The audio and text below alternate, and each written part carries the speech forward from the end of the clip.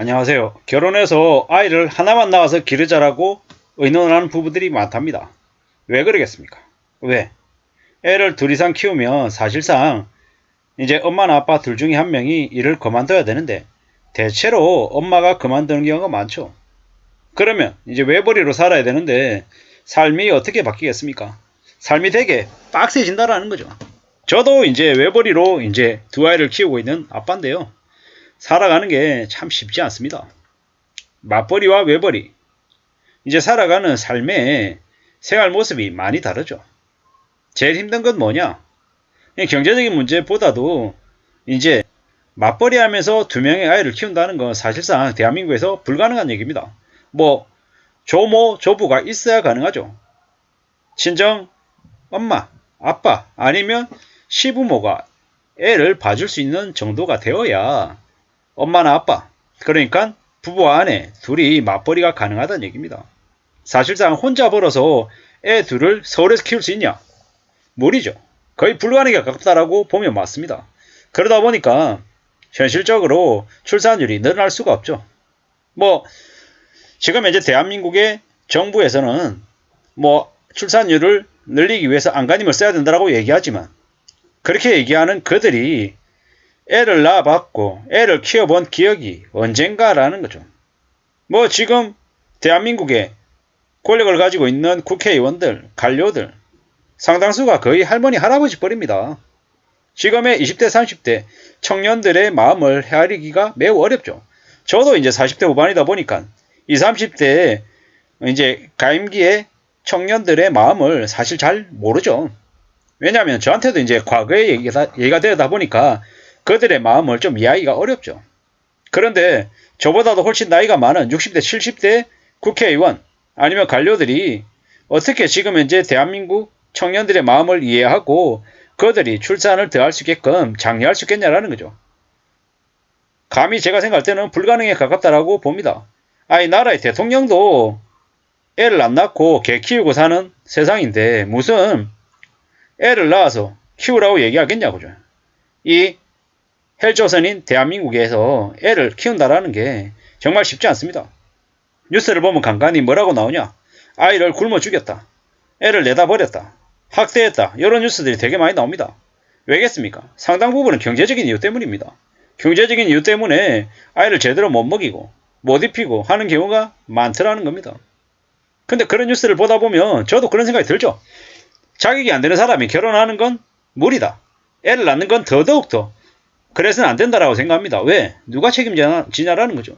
그렇게 무책임하게 아이를 낳아서 제대로 길러내고 양육하지 못하면 그 아이가 세상에서 자라서 뭐가 되겠습니까? 범죄자 되고 아니면 창녀되고 범죄 하수인이 돼가지고 이 세상에 암적인 존재로 손가락질 받으면서 할 건데 그런 인생을 낳고 싶냐라는 거죠.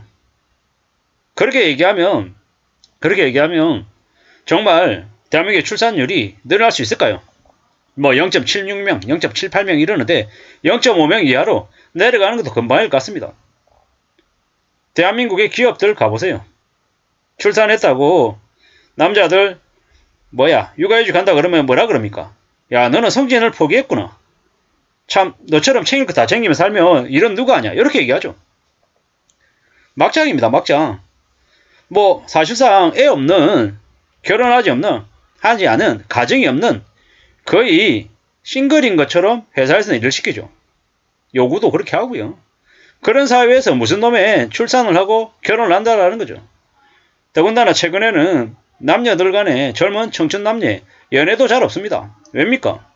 미투니 뭐니 해가지고 고소하고 고발하고 합의금 요구하고 이러니까 아예 이성을 안 만나는 거죠. 그냥 그렇게 이제 바뀌어가는 게 지금입니다. 지금 현재 결혼을 하고 한 명의 아이를 두고 있는 부부들도 고민이 많죠. 애를 한 명 더 낳으려고 하니까 더 낳으면 그 생활비는 누가 감당하냐라는 거죠. 맞벌이해서 겨우겨우 사는데 외벌이로 바뀌면 은행 대출 이자는 어떻게 하고 생활비는 누가 감당하냐라는 거죠. 그러다 보니까 애 한 명에서 끝내는 경우가 너무 많더라는 겁니다. 이게 지금 이제 대한민국의 현실입니다. 기득권들, 재벌들, 족구아들 입장에서는 일 더 시키고 더 부려먹어야 되는 노예가 필요하니까 출산 더 하라고 계속 부추기고 그게 안 되는 것 같으니까 이민청 만들어가지고 사람들 대거 이민시키겠다라고 개수작 부리는데 절대로 그래서는 안 되는 거죠. 그렇게 해가지고 저임금의 노동자들 대거 국내에 들어오면 무슨 일 생깁니까? 각종 범죄, 온갖 사건 사고가 넘쳐나게 되는 거죠. 그러면 이제 보통 사람들은 더 살기가 힘들고 더 흉폭해진다라는 겁니다. 그런 기득권들만 잘 먹고 잘 살고 보통 사람들은 그냥 알아서 죽든지 말든지 네 마음대로 너희들 마음대로 그냥 먹고 싸고 즐기고 그냥 평생 자기들에게 굽신굽신거리면서 살라라고 지금 현재 계속 분위기를 몰아가고 있다는 겁니다. 앞으로 감히 말씀드리건대 대한민국의 출산율이 0.25까지 내려갈 것 같다라고 전망합니다. 그리고 출산율이 줄어들어서 아이들 수가 줄어들면 그 아이들 한 명 한 명에 대한 대우나 이 나라가 보통 사람들을 바라보는 시선이 많이 달라질 겁니다. 옛날에 사람 많을 때는 뭐라 그럽니까? 너 말고도 일할 놈 많아. 너 나가. 자기들 마음에 안 들면 갈아치우고 부품 취급하고 괴롭히고 갑질하고 별짓거리 다 했단 말이죠. 근데 이제 뭐 출산율 떨어지니까 뭐 아이들한테 양육수당이라 그래서 주기도 하고 이래저래 각종 보치 혜택도 제공하려고 하죠. 사람 기한줄 이제 조금씩 알아가는 거죠. 앞으로 586들 대거 은퇴하면 빈자리가 되게 많이 날 텐데 그 빈자리가 되게 많이 나면 뭐 어떻게 되겠습니까?